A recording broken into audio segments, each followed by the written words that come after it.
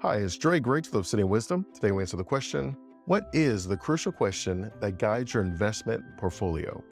When it comes to your investments, there is one question that you have to get right to be able to achieve all of your desires, whether you're talking about retirement, a legacy, financial freedom, debt freedom, whatever that looks like. For you to achieve it, you have to get this one question right. And if you get this question right, it should guide your decision making. It should align your risk with your goals, and it should give you a measurable plan. This important question for your investment portfolio is, what is the purpose of money?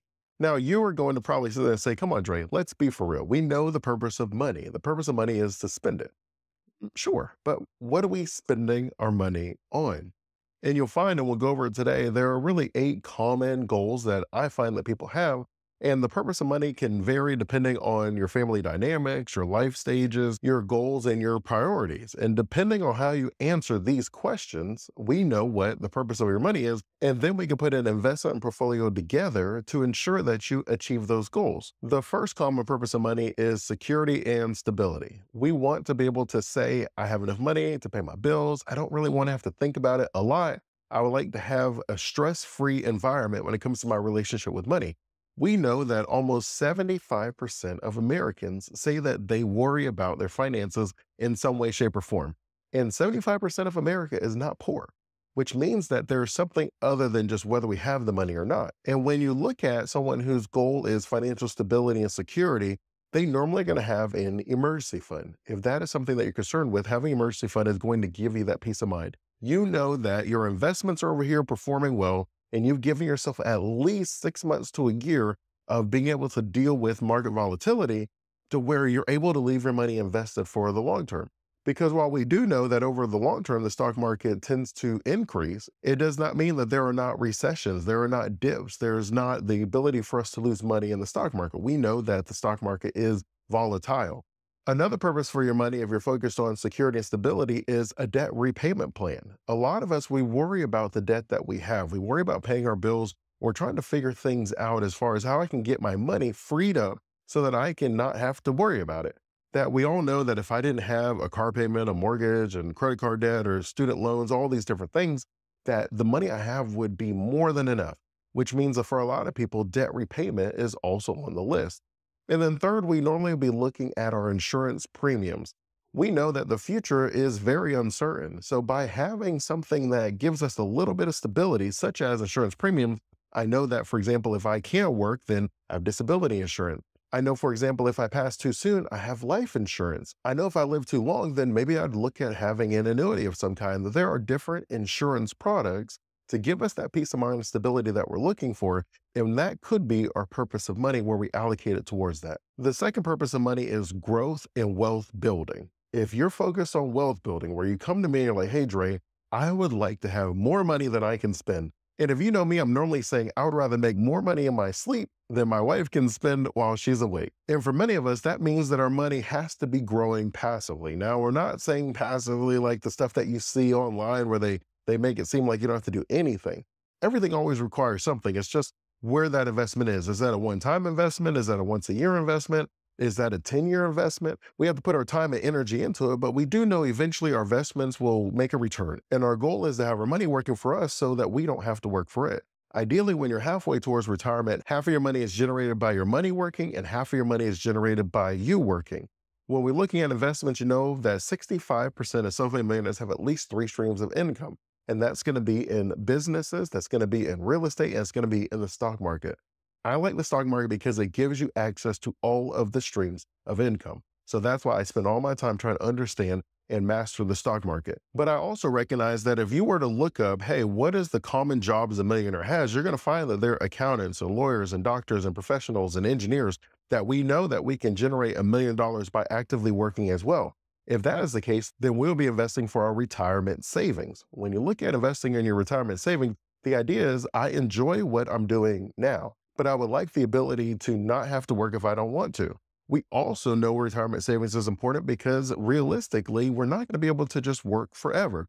That there might be a change in the company, there might be a change in our health, there might be a change in our family dynamics, that we want to have the flexibility to say, okay, the purpose of my money is to grow because I want to build wealth so that I don't have to trade my time for money anymore. which doesn't always mean that we don't want to work. It just means that when I do work, it's for fulfillment, it's for joy, it's for satisfaction, it's for purpose, but I'm no longer working for a paycheck. And for a few, that does mean that you want to start a business where you generate this income, not for your retirement, not for a passive investment, but for actively working inside of a business that you genuinely want to be able to have some sort of a business, some sort of a legacy play, which we'll go into a little bit later. But because we know that 95% of businesses fail within the first 5 years, and we know that finances is the number one reason that a lot of businesses fail, then that means that we should have the money set aside so that our dream doesn't die in our mind, and definitely not within the first 5 years. Normally, when our investment portfolio is focused on growth, that normally means that we're going to be taking a little bit more risk in our overall portfolio.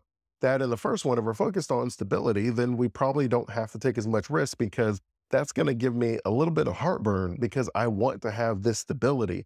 But if we're focused on growth, we can't be invested the exact same way. For example, if you have an emergency fund, then you're going to be invested in things that create your money liquid so that you can access it when you need to. And so as a result, you have to give up on some of the growth. You may be invested in a money market account or a CD.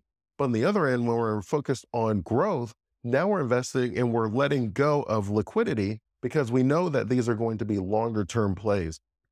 Your retirement plan or starting a business, we know that this money is not going to show up in 1 year, that this may take a couple years. This may take 5 years. And if we have at least 5 years of runway, well, now we know that we can have our money invested more aggressively. You'll see that depending on what the purpose is, that changes where the money goes. That if you want your money liquid, then we're probably not going to invest in something that ties your money up for 5 years. But if you want your money in growth, then we're probably not going to be invested in a money market account because it's not going to grow much in there. When you know your purpose of money, that is your guiding light when it comes to making decisions of where to invest your money. Number 3 on our list is income generation. When you're focused on income generation, that might not even mean that our money is actually invested in real estate or dividend stocks and different other income generating assets. That might mean that we're investing our money in ourselves, that we want to increase our value, that we want to go get a certification, that we want to grow our own wisdom. And we're going to increase how much active income we generate by increasing our economic worth in the market. And if your purpose of money is a generated income, then you normally have those 3 options. You can focus on your living expenses or you can focus on your passive income. If you want income passively, then we know that either having a business where I have a manager and an operator and they kind of run everything for me, and then I'm the silent passive partner and I just get my check in the mail. We know that royalty income, you could create an amazing idea, but you don't want to start the business. And so you sell the patent or you lease out this idea, and then you receive a paycheck every single month from the work that someone else's business does, but you have the licensing rights to. You could also write books or make courses. There are a lot of passive investment strategies, but of course, the most common ones that we see when you're not really thinking about kind of the gig economy is going to be rental income, where we buy a property and then we rent it out. The rule of 1% basically says that whatever the value of the home is, that you should be able to charge about 1% of that in rent for you to be able to get an idea of if that makes sense for you. And so now you have your rental income. Well, that's generating you a passive income if you have a property manager kind of doing it for you. And then you can have 10 of these. You can get another property, and you just slowly build this up over your retirement lifestyle. That would be where you would invest if you're focusing on rental income. If you're focusing on dividend income, that means that we would have to invest in companies in the stock market that give us a dividend. And we can't just be focusing only on the dividend because the company has to be around for the life of our retirement, paying out a dividend. It has to be able to show that it's paying ideally from its profit. We don't need it to pay from its profit. It's not required by law to pay from its profits, but it would be really nice to know that they're not going into debt to pay out a dividend, because we run the risk of falling into a dividend trap where they're not able to maintain this. They're going into debt every year, giving out this dividend. And as a result, there's people that are going to buy that stock solely for that purpose. And there's nothing good about the fundamentals of that stock. And we always keep in mind that when we're investing in stocks, what are we doing? We're investing in a business. And if we're investing in a business, there are things that you and I would ask and look for in the real world. And it's important to remember that when you're buying stocks, think of it as you're investing in a business in the real world. That how much debt would a company have to be okay for me to give them my money? How intelligent and insightful must the vision and the leaders of that company be when I hear what they're going to do? A lot of people, they don't look at investing in stocks like that. They don't They don't ever look up what the CEO says at the shareholders meeting. They don't look at the reports to see what their debt is. I personally think that if you look at investing as in you're literally being pitched on Shark Tank and you're going to decide whether or not this seems like a viable option, then you significantly increase the likelihood that you will find the proper investments and your money will grow and you will have the income that you're looking for in retirement. If the purpose of your money is lifestyle and enjoyment, then what do we got to do to be happy? And when you look at what we need to do to be happy, how frequently do we need to do it? Is this traveling once a year?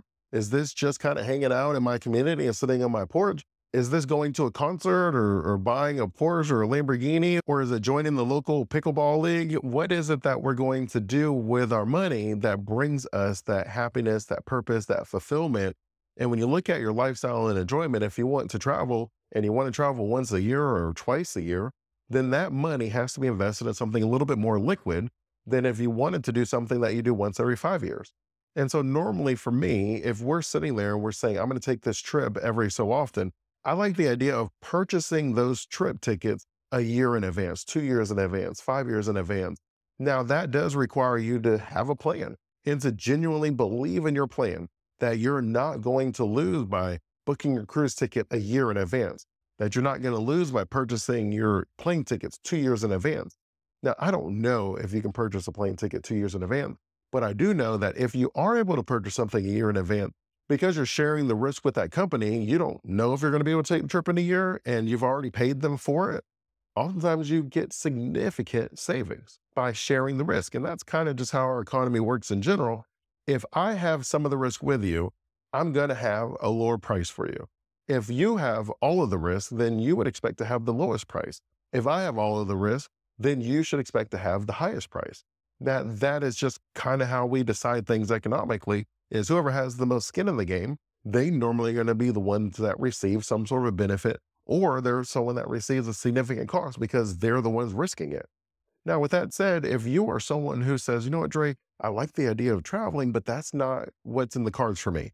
Well, if it's not something that you want to do, whatever it is that brings you joy and fulfillment, if it's taking your family somewhere, if it is just visiting something at your local library, is it volunteering a certain amount of time? All of these events have a financial cost to them. If you want to volunteer, then that means that you have to have that amount of time purchased back. And so whatever that looks like for you to have the free time to volunteer, then we need to see what that looks like. Okay, well, that means that you can't work one weekend a month or however just it looks, that we have to have certain things set up. We put the plan in place and now you're able to do those things and you get to enjoy yourself.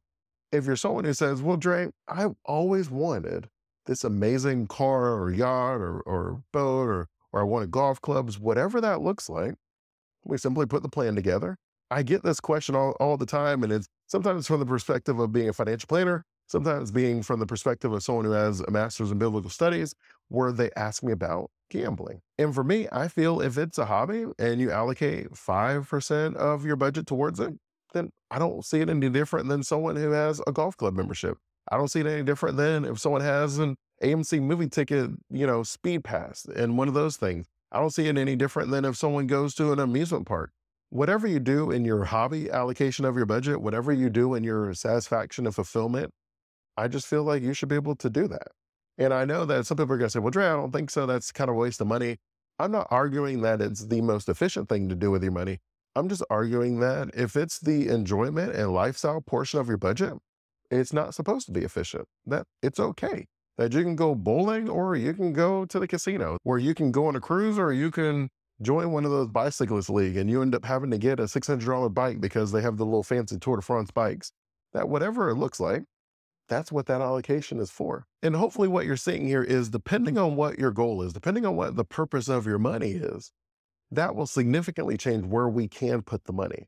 That we can't put the money in something that is very risky. If you say, Dre, I need this money for the down payment of my house in 2 years, because that means we have to focus on preservation, which just means we have to focus on not losing the money. That is a different investment than if we're focusing on growth. Dre, I want to build generational wealth. Dre, I want to be able to leave my children $1 million, whatever that looks like. Well, that's a different plan. That's a different goal. That's a different purpose for your money. Oftentimes, the way I describe it to people is, when we sit, I'm a goal-based planner. Very fancy way of saying that You tell me what you want to do with your money, and then I give you the strategy that we can employ for you to be able to do those things with your money. That I don't think we just get money for money's sake, that we don't want to just swim in a vault like Scrooge McDuck, that the money is to do something with. And depending on what you want to do, it's almost like having a filter when you go online and you're looking at a house or something, and they show you 100,000 houses, a million houses, and then you add a filter for your state, and that may get rid of half of the houses. Well, that's one goal. And then you add another goal and you say, I want it to be 3 bedrooms, or you get put in the zip code, and then it removes another 50% of the houses available. Because those two goals, where you want to be in a certain state, a certain zip code, or those two goals are going to be in a certain zip code, a certain number of bedrooms and bathrooms, that limits how many options are available. And investing is the same way, that depending on what the goals that we have, if you have one goal, there's a variety of options normally available. But when you have 2, 3, 4, 5 goals, well, those are different filters. So that starts limiting the choices that you have. It's not to say that we shouldn't have the filters, because that's the goal. But it is important to say that if you have too many filters on, what does end up happening? The search result will say there's no houses available based on all of the criteria that you've given. That you can't probably go to Colorado as a state and say, I want beachfront property, right? There are certain things that you just can't do. And so when you're looking at your investment portfolio, once we know the purpose of your money, we're then able to put the filters in place where I say, okay, this achieves goal number 1, goal number 2, but we couldn't do goal number 3, 4, or 5. Or maybe this achieves all of the goals, where it happens, where you have the perfect situation and the filters keep going down and there is one perfect house available. Sometimes it happens. There's one perfect investment strategy, one perfect investment allocation that achieves all of your goals. But we do need to keep in mind what the purpose of money is, because we have to be able to say, okay, based on my purpose, I'm going to make this choice. But if we don't have that thought in our mind where there is no purpose, there is no guiding light, then how do we decide where to put our money? And for most people, I find that they end up just going with whatever they see on TV or a friend said or this hunch that they had. But when you have a purpose, when you have a goal set in mind, it makes it very clear, am I moving towards my goal or am I moving away from my goal? And then we're able to change the allocations from there. Number 5 on our list is family and legacy. So when you're looking at investing your money for family and legacy, this is normally going to be things like their education. So the money might now be in a 529 plan, where you're able to pay for your kids or your grandkids or yourself to go to college. And you're able to put that money in, it grows, and you get to take the money out tax-free. Great situation as long as it's on qualified expenses. If you're someone who says, well, I want to be able to pay for my kid's wedding, well, depending on how old they are, we can put the money in certain investment classes.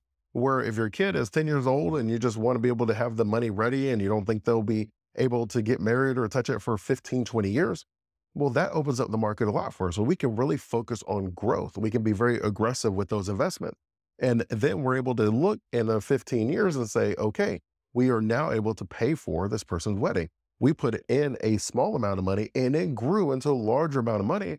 And I'm able to pay for a wedding or the purchase of their first home, or I'm even able to pay for them starting a business, that I'm able to do all these things for my family because I had the foresight to put the plan in place.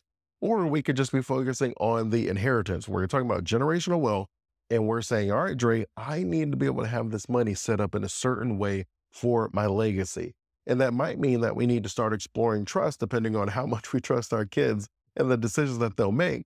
Which leads us nicely into number 6, which is giving an impact. There are many ways to design a trust, but high level, we normally have an irrevocable trust, which is a very fancy way of saying once we put the money in, we don't have control of it anymore. That the trustee, the person who runs the trust, gets to decide what happens with the assets based on the way the trust is designed. They can't just do whatever they want. Think of it kind of like your HOA. You have HOA rules, you send in your HOA fees, and then there's people that run the HOA who then decide whether to pave a road, to cut a tree down, or build a golf course, or whatever they end up deciding. That is basically a trust for the money. And these are the trustees. You vote them in, they make the decisions, they have rules and bylaws, and then they just kind of do their thing. But that money is not tied to you anymore.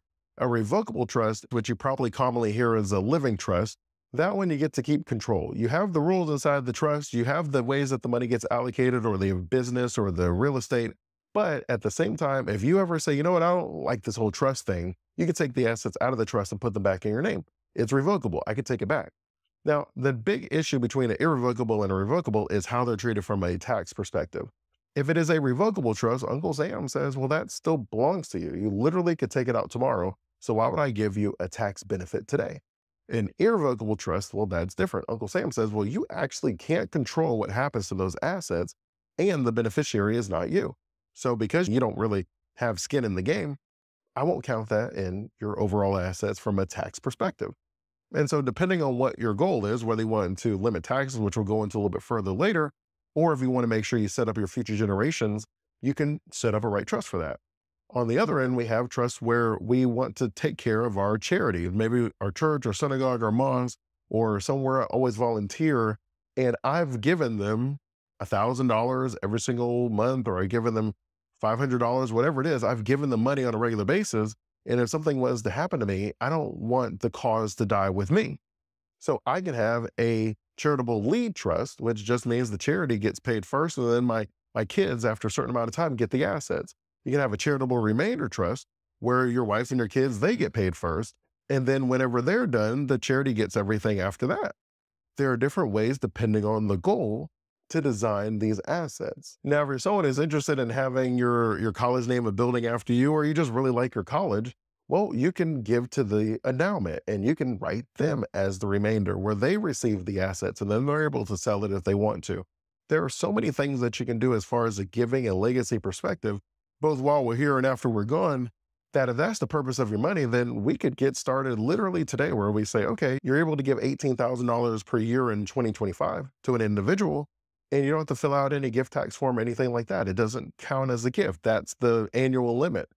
You're also able to sit there and say, well, if I want to pay someone's medical bill directly to the hospital, if I want to pay someone's college directly to the university, then that also doesn't count as a gift for the person. That's another tax-free gift. By you deciding early on what the purpose of your money is, it then gives us the ability to make a variety of decisions of what to do with the money to accomplish those goals. And when we don't know what the goal is, or we realize what the goal is a little bit too late, oftentimes that leads to missed opportunities.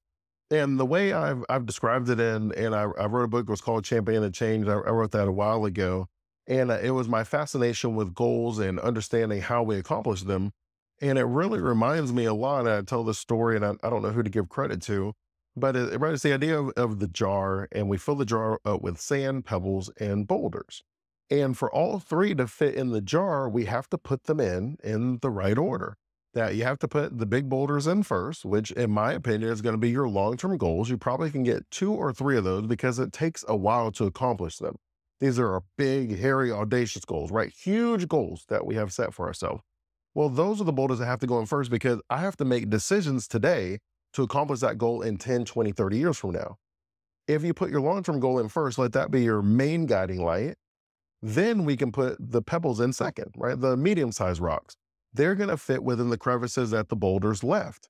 And then those are your medium-term goals. So on my way to accomplishing a goal, I'm going to accomplish other goals along that way. It would be the same as someone going for a doctorate. They're going to have a master's degree halfway through the doctorate track.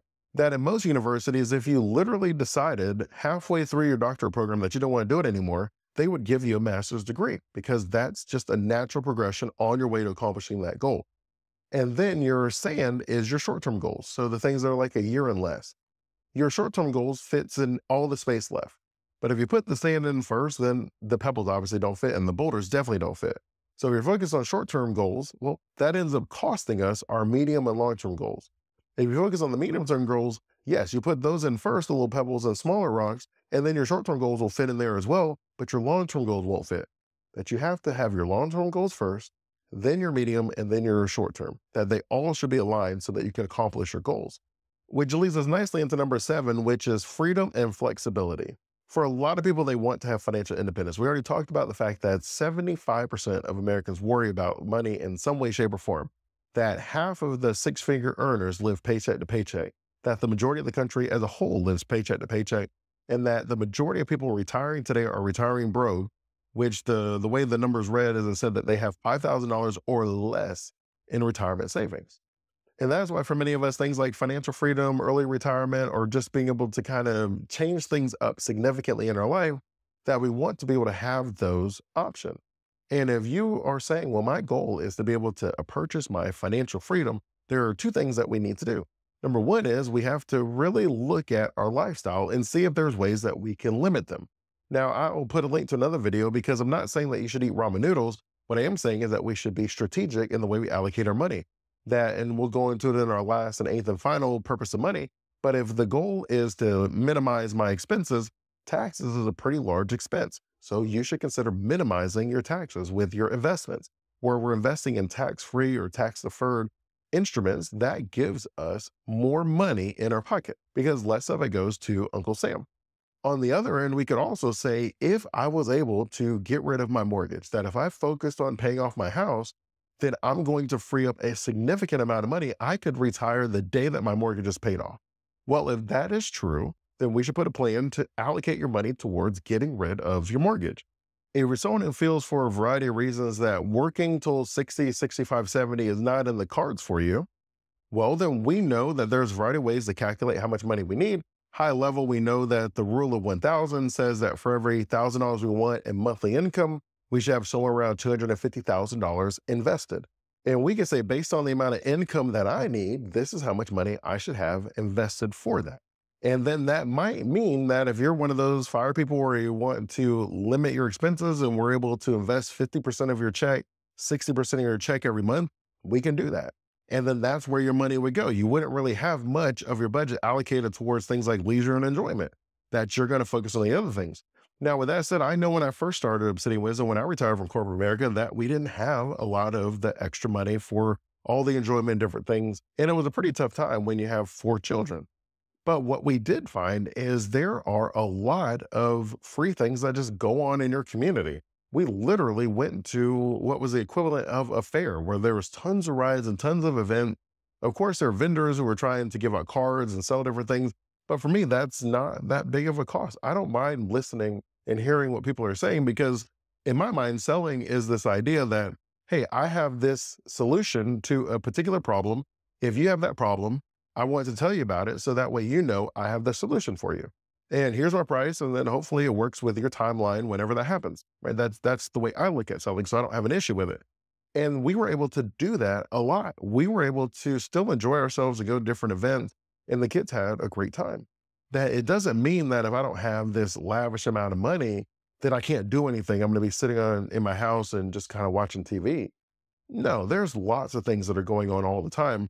Whether it's a local business or your community and city as a whole or the county, there are so many things that are going on all the time.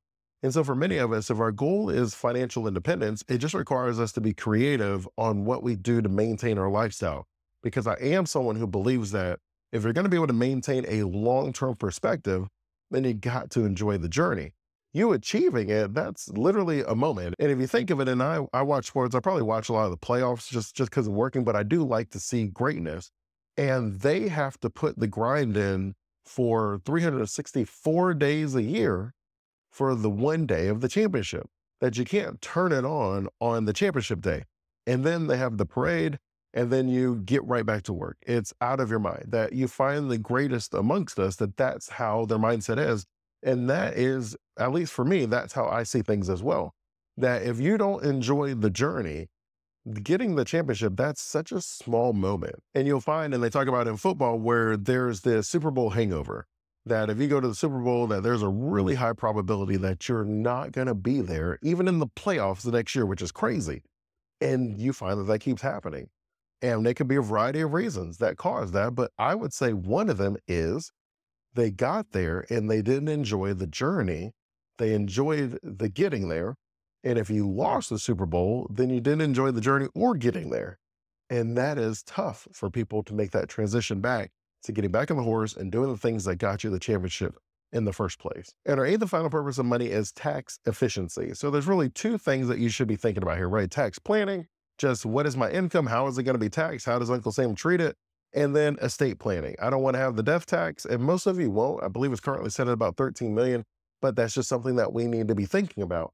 I want to make sure that my money goes to my kids, not to the government. I want to make sure that the money that I earn, that it goes to me and not to the government.